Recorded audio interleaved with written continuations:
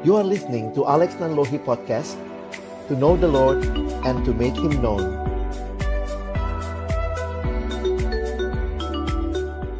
Mari berdoa sebelum kita membaca merenungkan firman-Nya. Kami datang dalam ucapan syukur hari ini Tuhan, karena sungguh Engkau baik dan Engkau menyatakan kebaikan-Mu di dalam kehidupan kami. Baik kami sebagai pribadi, sebagai keluarga, sebagai rekan-rekan kerja di dalam Ciptadana yang Tuhan boleh berkati. Malam hari ini kami merayakan kelahiran Putra-Mu, Tuhan kami Yesus Kristus. Kami telah memuji-muji nama-Mu ya Tuhan. Kami juga rindu mendengarkan kebenaran firman-Mu. Kami berdoa biarlah waktu kami membuka firman-Mu, bukalah juga hati kami. Jadikanlah hati kami seperti tanah yang baik, supaya ketika benih firman-Mu ditaburkan, itu boleh sungguh-sungguh berakar, bertumbuh, dan juga berbuah nyata di dalam hidup kami.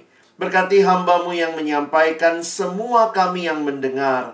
Tuhan tolonglah, agar kami bukan hanya jadi pendengar-pendengar firman yang setia, tapi mampukan dengan kuasa, dengan pertolongan dari Roh-Mu yang kudus, kami dimampukan menjadi pelaku-pelaku firman-Mu di dalam kehidupan kami. Bersabdalah ya Tuhan, kami umat-Mu sedia mendengarnya. Di dalam satu nama yang kudus, nama yang berkuasa, nama Tuhan kami Yesus Kristus, kami menyerahkan pemberitaan firman-Mu. Amin. Shalom, selamat malam Bapak Ibu, Saudara yang dikasihi dalam Tuhan Yesus Kristus. Selamat malam Ibu Catherine, senang bisa lihat Ibu, sehat-sehat Bu ya.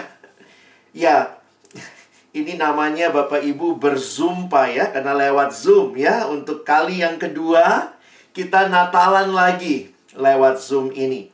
Nah, tema malam hari ini sebuah tema yang sebenarnya tentunya tidak mudah juga, karena pengalaman kita, betulkah kita sedang bersuka cita? Nah, itu jadi pertanyaan bagi kita sekalian.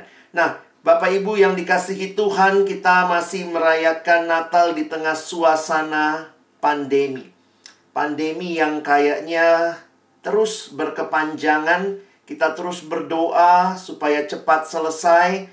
Tapi juga ya, realita ini tidak membuat kita berhenti untuk bernatalan bersama. Nah, di tengah-tengah Natal, apa sih yang biasanya saudara dan saya ingat pada saat Natal? Seringkali Natal itu membuat kita ingat begitu banyak hal yang meriah di sekitar kita. Tentu hal-hal ini tidak kita tolak.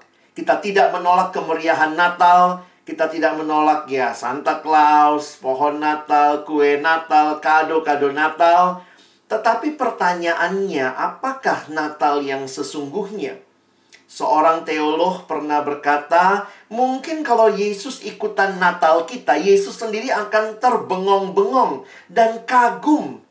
Mungkin Yesus akan bertanya, apa hubungannya semua ini dengan saya?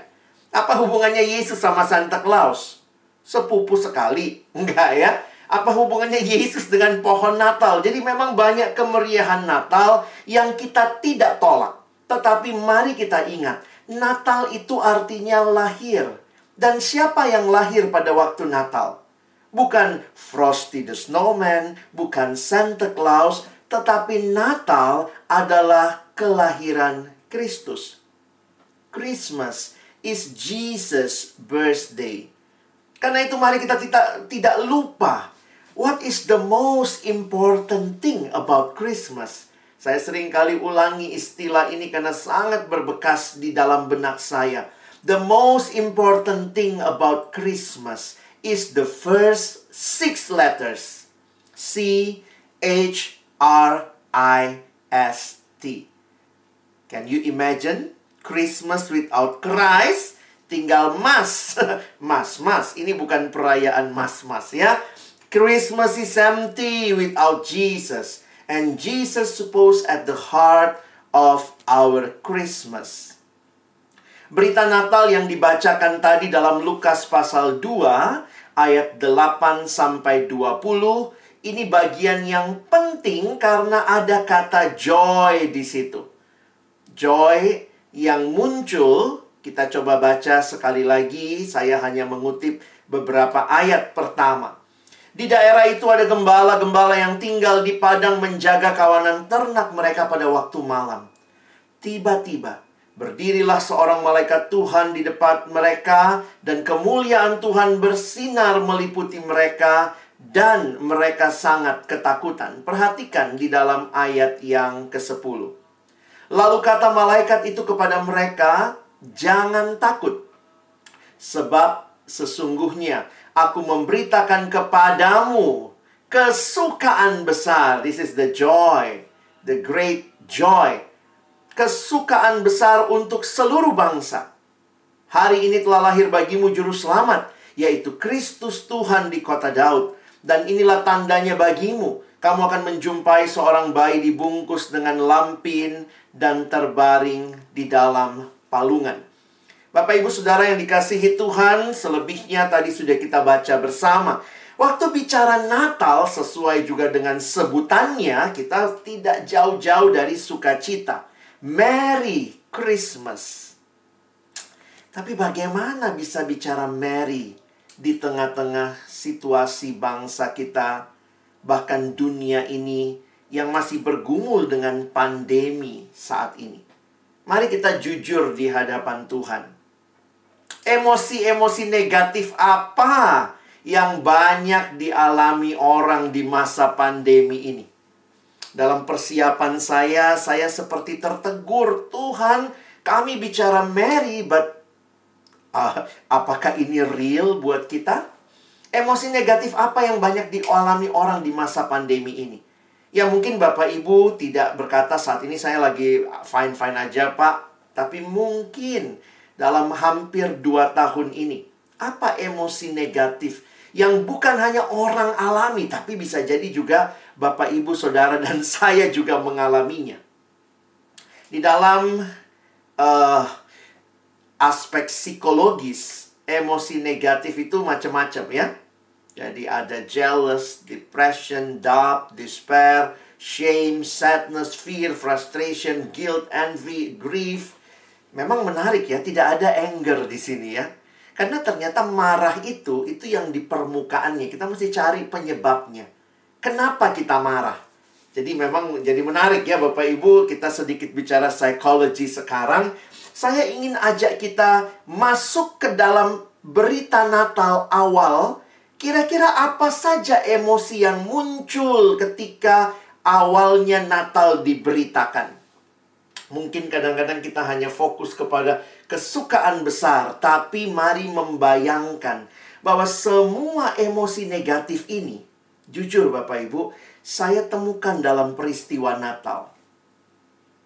Di mana itu? Nah, mari kita coba bayangkan sebentar. Bayangkan emosinya Yusuf dan Maria. Kita sih senang-senang aja rasanya karena kita bacanya sudah selesai peristiwanya. Tetapi bayangkan bagaimana pergumulan Maria. Wow. Bapak, Ibu, Saudara, bayangkan tiba-tiba punya anak gadis, lalu datang dan bilang, "Papa, Mama, saya hamil loh." Lalu bilangnya apa? Dari Roh Kudus lagi. Wow. Tentu tidak mudah. Jangankan buat orang tua Maria, buat Maria sendiri.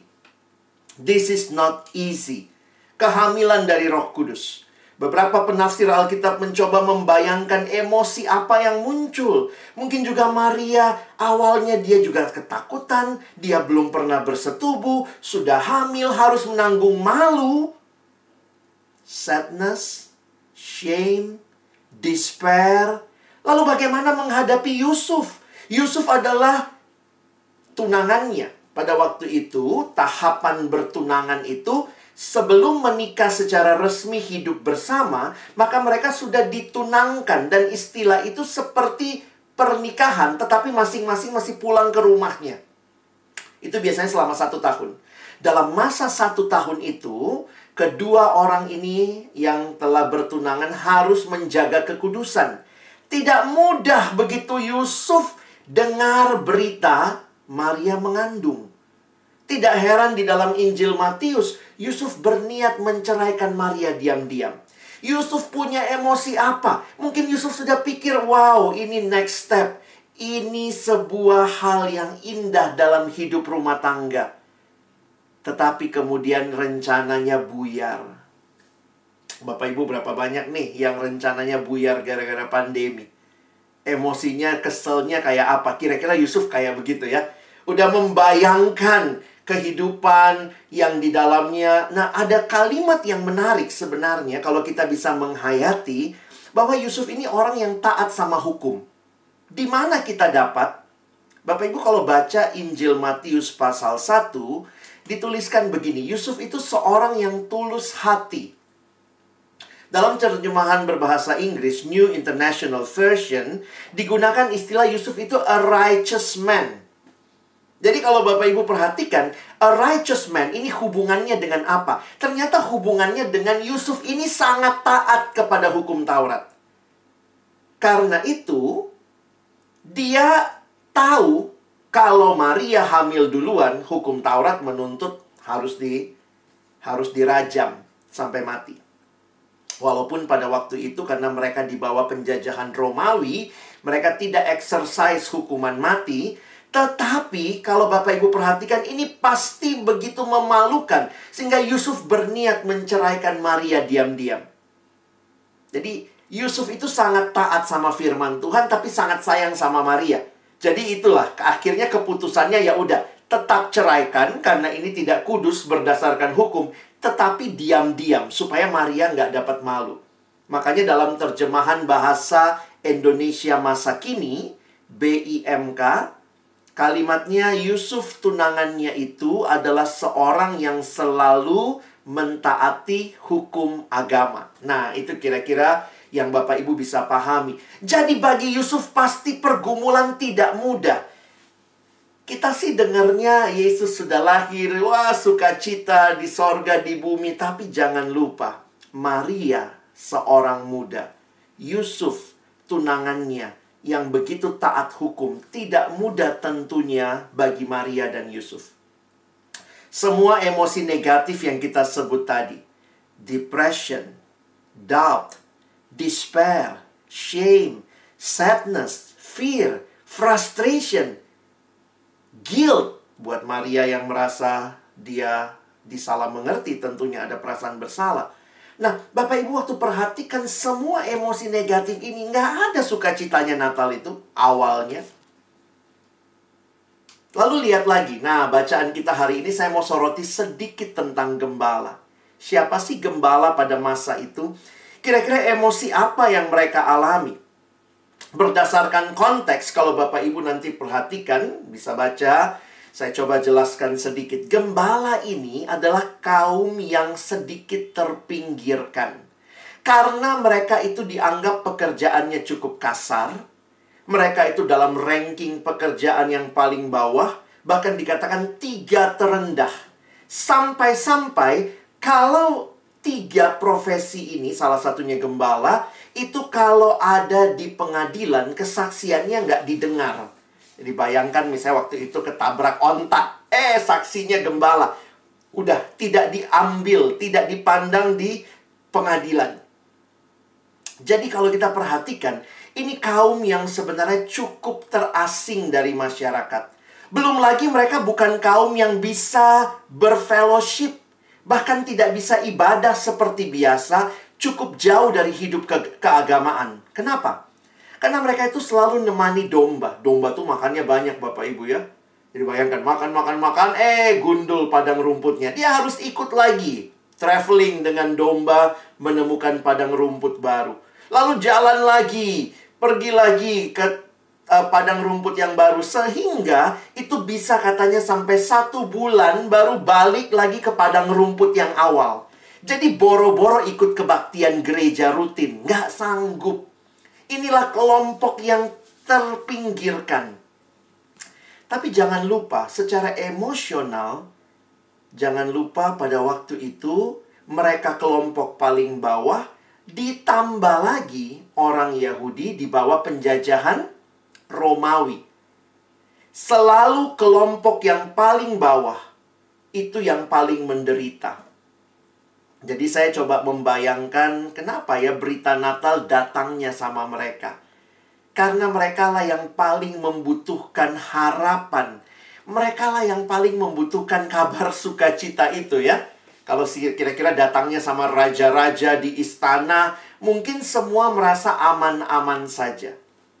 Belum lagi, waktu mereka ketemu gembala, nah mari Bapak Ibu lihat sebentar ya, ada emosi yang dicatat oleh Lukas di dalam Injilnya, pasal 2 ayat 9. Tiba-tiba berdirilah seorang malaikat Tuhan di dekat mereka, dan kemuliaan Tuhan bersinar meliputi mereka, dan mereka sangat ketakutan. Wow, jadi tiba-tiba melihat display cahaya yang besar, mereka sangat ketakutan. Emosi ini dicatat, dan dalam terjemahan Yunani, kata sangat ketakutan itu dipakai kata phobos. Dari kata itulah kita dapat kata phobia. Dan New International Version menerjemahkannya terrified. Jadi bukan cuma takut fear atau takut afraid, but very afraid. That is called terrified. Sangat ketakutan. Indonesia memang tidak punya kalimat yang ditambah sangat aja di depannya ya. Nah, yang menarik Bapak Ibu, waktu saya cari gambarnya, saya suka cari-cari gambar kalau bikin slide. Jarang ya slide gembala itu terrified. Rata-rata gembala itu digambarkannya sudah senangnya ya. Wah, saya cari-cari ini satu-satunya yang paling terrified yang saya bisa temukan ya. Jadi kalau kita bayangkan, memang berita Natal sih sukacita, tetapi itu setelahnya, awalnya ini tidak mudah, sama seperti Maria, Yusuf, gembala. Apa yang sukacita awalnya? Ini semua situasi yang tidak mudah. Tetapi perhatikan, di titik inilah perubahan terjadi. Bagaimana emosi-emosi negatif ini boleh dilalui baik oleh Maria, baik oleh Yusuf, maupun juga oleh para gembala. Mengapa Bapak Ibu sekalian? Perhatikan. Ketika bicara bahwa ada berita sukacita yang besar, kepadamu, memberitakan kepadamu kesukaan besar untuk seluruh bangsa. Perhatikan terjemahan Inggrisnya. Behold, I bring to you good tidings of great joy, which shall be to all people. Ini berita sukacita. This is good news, evangelion, gospel. Dan apakah good news? Kenapa Bapak Ibu ya? Karena saya lihat semua berubah. Yusuf berubah jadi taat ya. Maria berubah. Gembala berubah. Apa sih beritanya? Apakah beritanya pada gembala bahwa malam ini kamu semua dapat satu orang 1 miliar, lalu kemudian nanti kamu sudah jadi orang yang luar biasa? Apa isi berita yang mengubah apa yang mereka rasakan? Sederhana sekali. Ayat yang ke-11, beritanya berpusat kepada Yesus.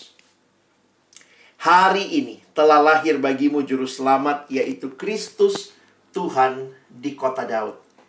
Saya terus mikir-mikir bagaimana bisa berita ini mengubah situasi, mengubah emosi.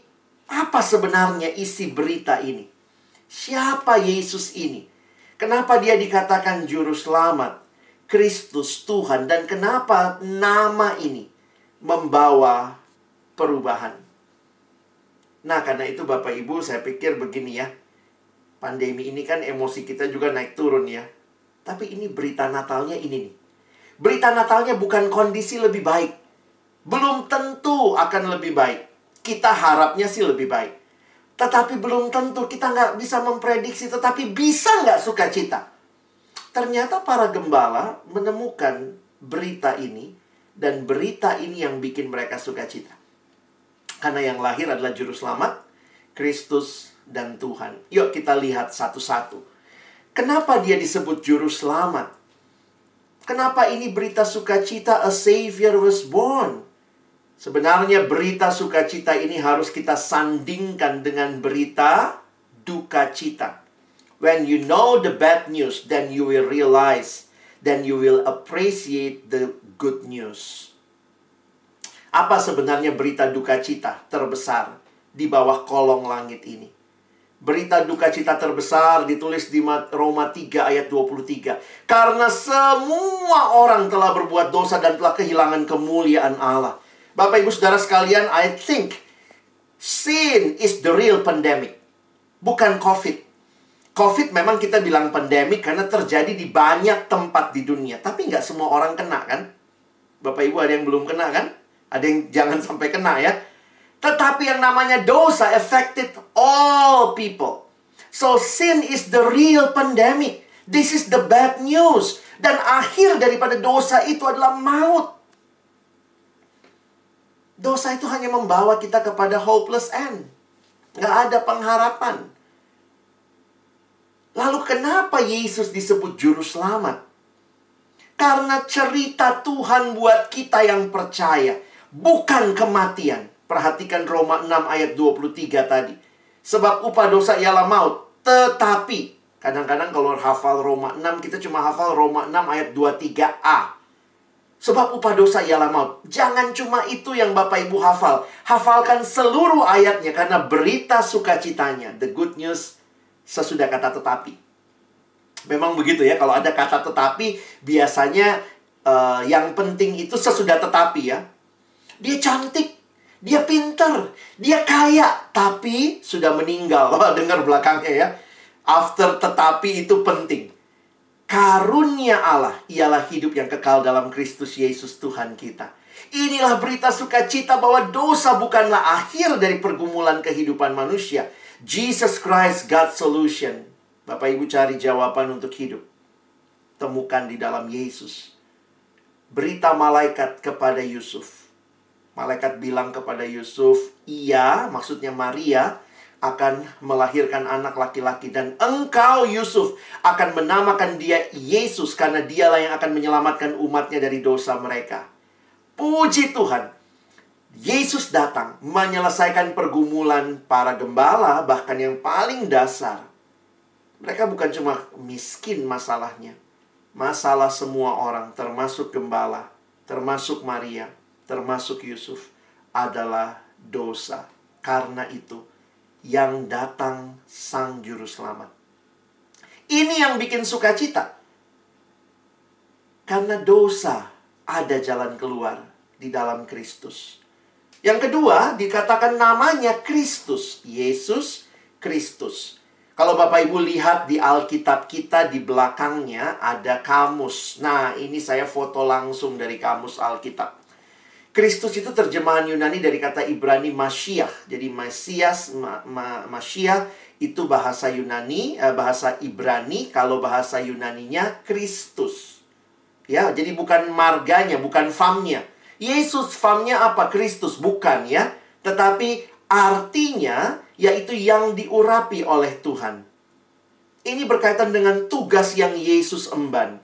Yesus disebut Kristus karena dialah yang dipilih Allah menjadi penyelamat dan Tuhan. Akhirnya memang nama ini kayak melekat ya. Jadi namanya Yesus Kristus. Sebenarnya Yesus Sang Mesias. Yesus yang diurapi oleh Tuhan untuk pekerjaan penyelamatan.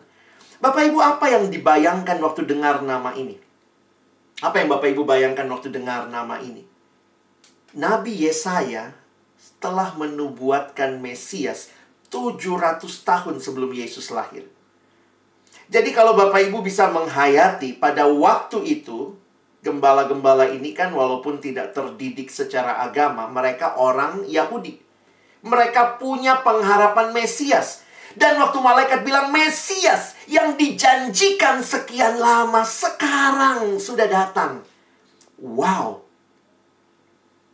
Galatia pasal 4 menuliskan, tetapi setelah genap waktunya, maka Allah mengutus anaknya yang lahir dari seorang perempuan dan takluk kepada hukum Taurat. Ia diutus untuk menebus mereka yang takluk kepada hukum Taurat supaya kita diterima menjadi anak. Bapak Ibu, saya tidak tahu, seringkali situasi yang sulit membuat kita nggak punya pengharapan, malah mulai mencurigai Tuhan. Tuhan, sampai kapan semua ini? Kadang-kadang kesedihan kita membuat kita merasa Tuhan jauh. Tuhan meninggalkan. Mesias menyatakan, Tuhan tidak lupa janjinya. 2 Petrus pasal 3 ayat 9.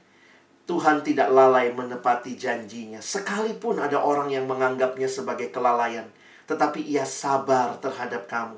Karena ia menghendaki supaya jangan ada yang binasa, melainkan supaya semua orang berbalik dan bertobat. Apa artinya Mesias? Allah tidak lupa janjinya. Puji Tuhan. Ini yang membuat kita sukacita karena Tuhan gak pernah lupa janjinya. Saya tidak tahu apa yang Bapak Ibu alami dalam pergumulan. Mungkin kita juga sudah mulai sungut-sungut. Tapi bisakah sukacita? Bisa. Lihat Mesias. 700 tahun. Tapi Allah tidak melupakan janjinya. Terakhir. Dia Tuhan. He is Lord. Manusia di dalam dosa seringkali lupa diri. Kita harusnya ingat, Tuhan itu pencipta kita. God, the creator. Tanpa manusia, Tuhan tetap Tuhan. Tapi tanpa Tuhan, manusia, kita bukan siapa-siapa. Man without God is nothing. Justru Natal mengingatkan kita, jangan lupa Tuhan, jangan lupa diri. Dia bukan hanya pencipta, He is also our Redeemer. Dia penebus. Artinya menarik sekali. Saya cipta sebuah benda, benda itu punya saya. Yang kedua, saya menebus sebuah benda, maka benda itu punya saya. Makanya kalau saya merayakan Natal, saya tahu yang datang itu adalah Tuhan. Ingat, Christ is either Lord of all, or He is not Lord at all. Serahkan hidup kita dipimpin oleh Tuhan. Bapak Ibu, mungkin kita capek karena kita lagi megang hidup kita sendiri.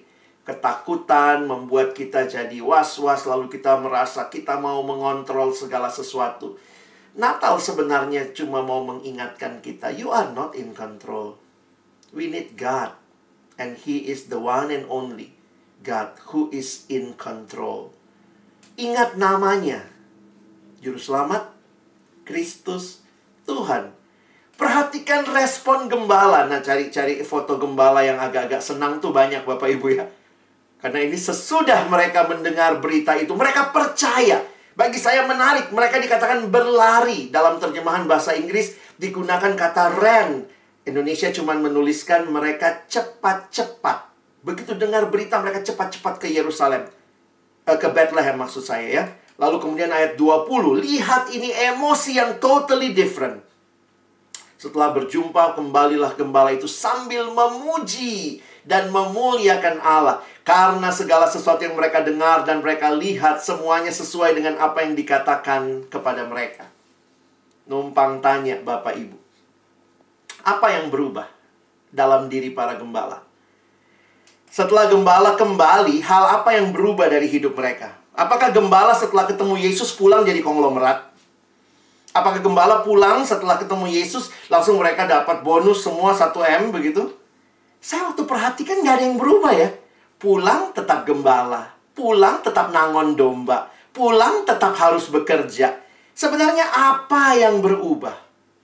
Kenapa emosi yang negatif bisa berubah menjadi emosi yang positif? Kalau psikologi ngajarin, lakukan ini, lakukan itu. Tetapi bagi kita orang percaya, ketika kita fokus kepada Tuhan yang lahir. When you focus on God. Waktu engkau fokus kepada Kristus, engkau bisa mengalami perubahan emosi. Yang tadinya hidup dalam dosa, sekarang mulai berubah hidup dalam kebenaran. Karena Dia Juru Selamat. Dia Kristus. Kita yang sudah merasa Tuhan kayaknya lupa janjinya. Kita yang sudah mulai putus asa. Sekarang kembali berpengharapan. Kita yang merasa Dia bukan Tuhan, aku Tuhannya. Tadinya kita self-centered. Akulah segala-galanya.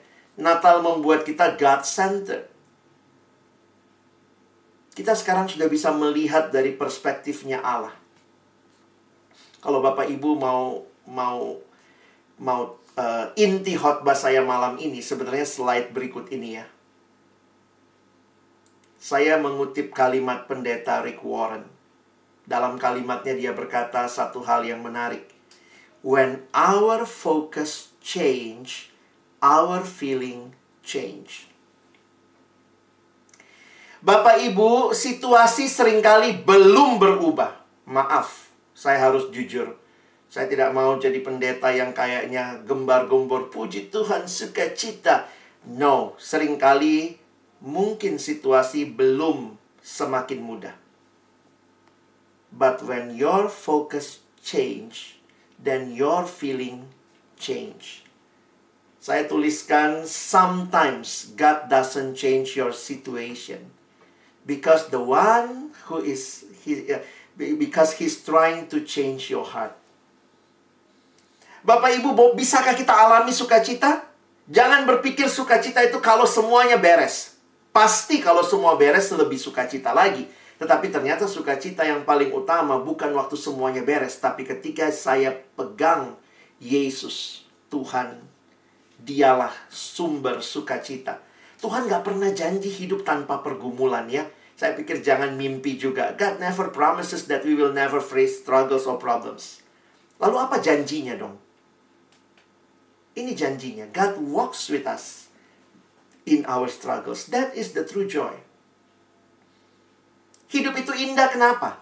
Hidup itu indah bukan karena gak ada masalah. Hidup itu indah karena di dalam masalah kita berjalan bersama Yesus. Dan begitu banyak perubahan yang terjadi di sekitar kita. Changes teach us we are not in control. Only God is in full control. Jadi sukacita kita waktu kapan? Waktu bukannya kita mengontrol hidup, tapi waktu kita berserah kepada Dia yang pegang kendali. Keinginan kita tuh selalu untuk memastikan, mengendalikan segala sesuatu senantiasa itu jadi pergumulan. Namun sesungguhnya kita sangat rentan. Melalui semua proses ini, seharusnya kita semakin rendah hati dan berlutut di hadapan Tuhan, mengakui, I am nothing and you are everything. Emosi para gembala berubah, bukan situasinya. Mereka tidak pulang, saya bilang, jadi konglomerat ya. Tapi bisa sukacita begitu loh. Sampai bisa cerita, kenapa mereka sudah ketemu sumber sukacitanya. Dan sukacitanya bukan berdasarkan situasi.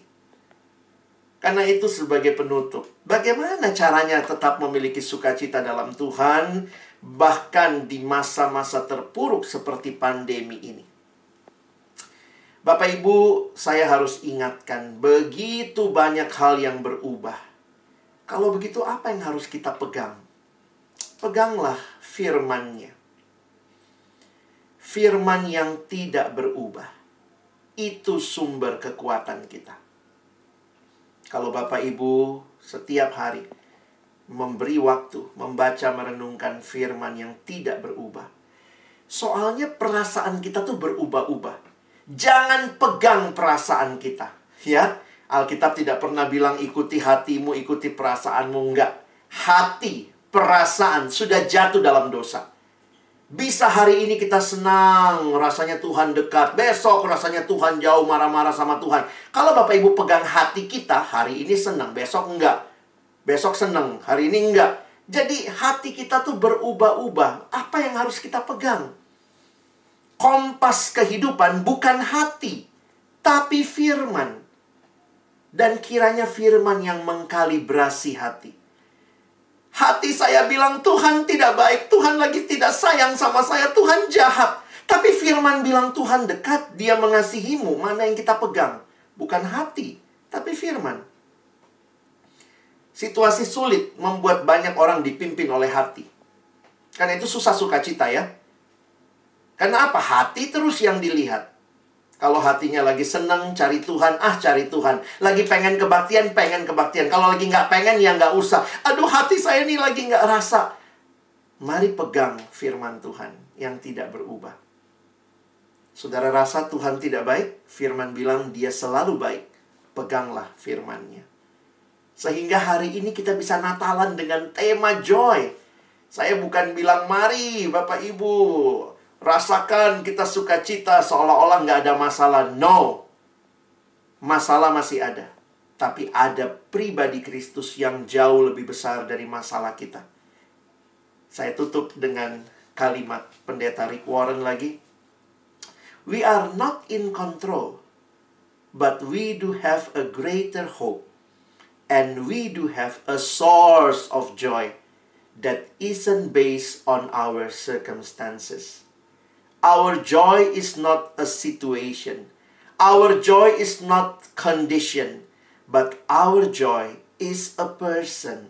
And His name is Jesus. You can have a joyful Christmas only if you have Jesus in your heart. Hanya kalau saudara memiliki Yesus, sukacita yang sejati, kita bisa bersukacita di dalam setiap situasi yang kita alami. Selamat Natal, Bapak Ibu, Saudara yang dikasihi Tuhan. Alami sukacita Natal karena Kristus lahir di hati kita. Dan selamat menyambut tahun yang baru, tahun yang masih kita tidak tahu apa yang terjadi. Tapi satu hal yang pasti, Juru Selamat, Kristus, Tuhan, Dia beserta dengan kita. Tuhan Yesus memberkati. Mari berdoa. Terima kasih Tuhan buat firman-Mu. Terima kasih buat setiap kebenaran yang memerdekakan hati kami. Bahwa kami tidak sukacita hanya karena kondisi berubah. Tetapi kami bisa sukacita bahkan dalam situasi yang paling sulit. Karena pribadi Yesus yang melakukan bahkan lebih luar biasa dari apa yang kami harapkan. Engkau menyelesaikan dosa kami. Kami punya hidup kekal. Engkau memberikan pengharapan, karena itu kami bisa bangkit dan tidak hidup dalam keputusasaan. Dan Engkau yang mengontrol segala sesuatu, karena itu kami bisa berserah dan berharap, karena bukan kami yang mengontrol, tapi Tuhan yang mengontrol segala sesuatu. Kami melakukan bagian kami, dan Tuhan bekerja luar biasa, melampaui yang kami pikirkan, yang kami sanggup doakan. Terima kasih. Sekali lagi, tolonglah Bapak Ibu, Saudara sekalian, mungkin dalam masa-masa ini ada emosi-emosi negatif yang membuat kami merasa tema malam ini jauh dari hidup kami. Tetapi setelah mendengar firman, biarlah kami berjumpa dengan Kristus, sehingga tema ini boleh kami bawa.